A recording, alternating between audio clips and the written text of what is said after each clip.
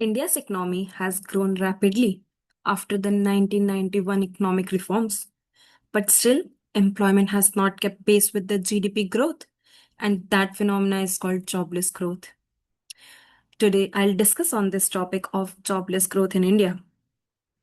India is one of the fastest growing economies in the world. However, despite strong economic growth, unemployment is still a serious challenge in India. And that paradox is jobless growth, where economic output increases, but still the job creation does not grow at the same pace as the economic output. And India adds around 10 to 12 million new workers to the labor force every year, but still economy struggles to create enough jobs for them. And for a country with world's largest young population, unemployment poses a both economic and social risk. Coming to the problem, according to labor market surveys, youth unemployment in India is significantly higher than the overall unemployment rate, and millions of educated graduates still struggle to find suitable jobs that match their qualifications. Still, the large share of workers are employed in the informal sector, which lacks job security, stable wages, and social benefits. In fact, if we see the data, around 80 to 90% of workers are in the informal sector with no security, no benefits.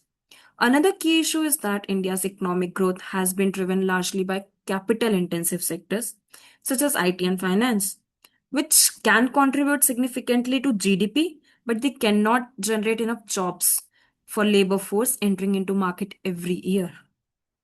And why this jobless growth happens, there are several reasons behind it, but I'll discuss four major reasons. First is automation and technological advancement. That has automated the industry so much that it has reduced the demand of labor in many industries. Secondly, the India's manufacturing sector has not expanded rapidly to absorb millions of job seekers, especially compared to countries like China that used manufacturing as a major employment regime. Thirdly, there is a significant mismatch in the labor market, and there are many graduates who lack the practical industry ready skills which actually employers need.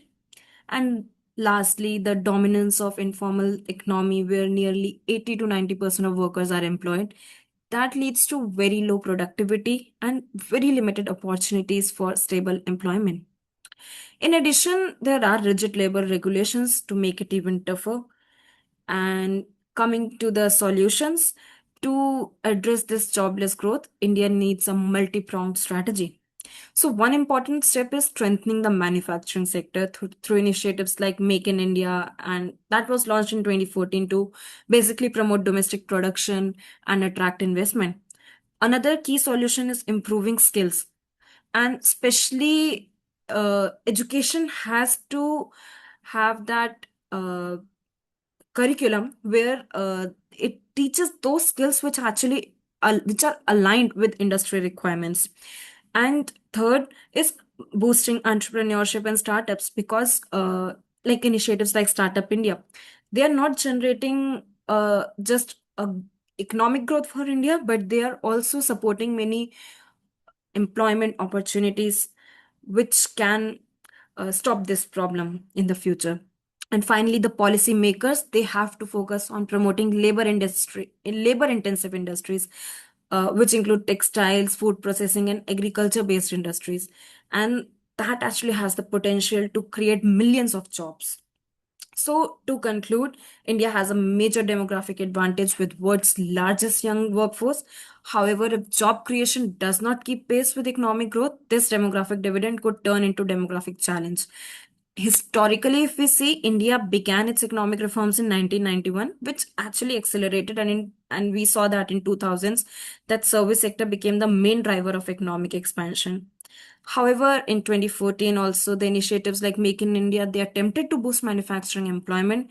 We still need some reforms. And looking ahead, India's future growth strategy has to focus on labor intensive industries and employment generation.